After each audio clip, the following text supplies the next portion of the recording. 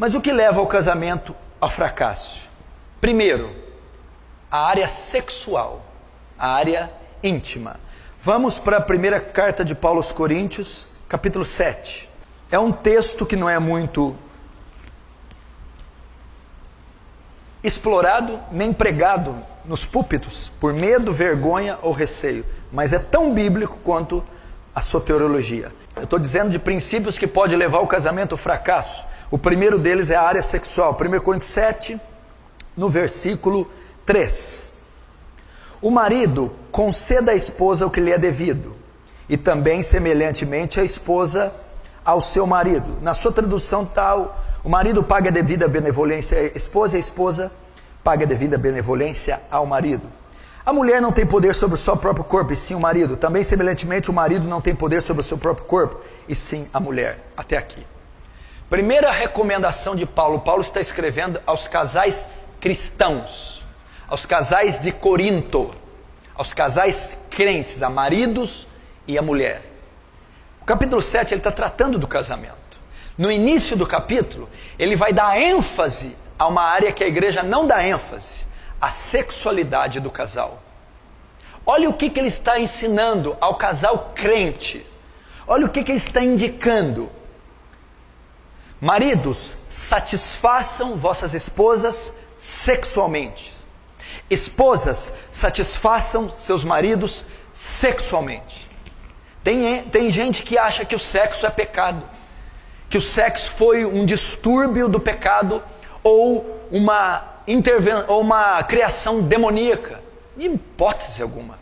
Provérbios capítulo 5, Deus diz: desfruta com a mulher da tua mocidade. O sexo é bom, o sexo é santo, o sexo é puro e o sexo é legítimo. E ele está dizendo aqui, ele está ordenando, ele não só diz que o sexo é puro e legítimo, como ele ordena a prática dele. Paulo está dizendo: maridos e mulheres, tenham relações sexuais regulares. É o que Paulo está ensinando aqui. Marido e mulher tenham relações sexuais regulares. E ele vai mais: mulher, o seu dever na relação não é satisfazer você, e sim seu marido. Mulheres, satisfaçam seu marido sexualmente. Maridos, o seu dever na relação não é se satisfazer, e sim satisfazer a sua esposa. Marido, satisfaça sexualmente a sua esposa. Ele está ordenando isso. Ele está ordenando isso. E ele vai mais. Existe muito jogo nessa relação. Por exemplo, o homem tem mais, é natural, inerente da natureza do homem, o sentimento de posse, de domínio. Geralmente o homem tem mais interesse pela relação. A mulher, sabendo disso, muitas vezes faz jogo, chantagem, e usa disso. Geralmente ela que determina quando isso ocorre. Né? Não quero, não quero, e o homem não tem o que querer. A Bíblia quebra isso, ela diz assim para você: mulher, você não tem poder sobre o seu corpo, e tem o marido. Marido, você não tem poder sobre o seu corpo, e tem a mulher. Ele está querendo dizer que não pode ser rejeitada uma das partes quando há o interesse. Que o seu corpo, ou seja, a opção de satisfazer ou não pertence a você, e sim ao marido ou à esposa. Então é pecado fazer esse tipo de chantagem, esse tipo de jogo. Isso não pode ocorrer em hipótese alguma. Você não determina isso. Não, eu não quero, não vou fazer, ou eu vou usar disso para alcançar um interesse meu. Muitas mulheres fazem isso, alguns homens também. Pecado. Isso não pode ser feito. Isso é pecado. E quando isso ocorre, já começa o fracasso do casamento. Vamos mais para você ver. Olha lá. É a parte mais séria. Verso 5. 1 Coríntios 7, 5. Não vos priveis um ao outro, salvo talvez por muito consentimento, por algum tempo, para vos dedicardes à oração, e novamente vos ajuntares, para que Satanás não vos tente por causa da incontinência. Aí, amém? Até aí. Não vos privais uns aos outros. Paulo está dizendo, não deixem de ter relações regulares. Não deixe de ter.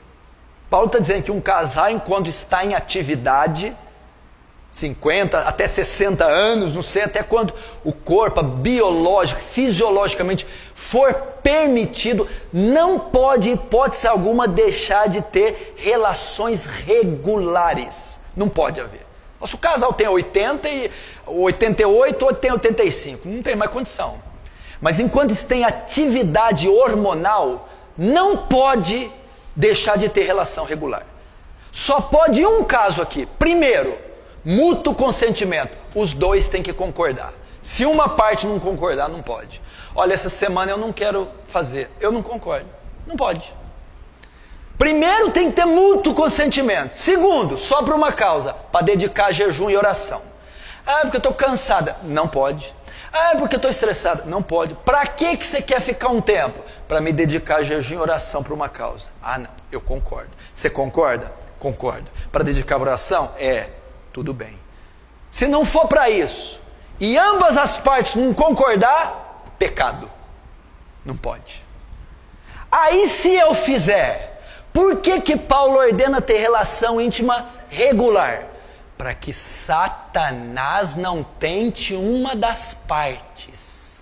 Sabe por que tem um monte de marido casado que viciado em pornografia? Porque a mulher não satisfaz ele. Porque a mulher não permite que ele tenha relação sexual regular. Então Satanás tenta ele pela abstinência. Ele é tentado. Porque a Bíblia diz assim, ao solteiro digo, eu, mas não Senhor, que fique como está.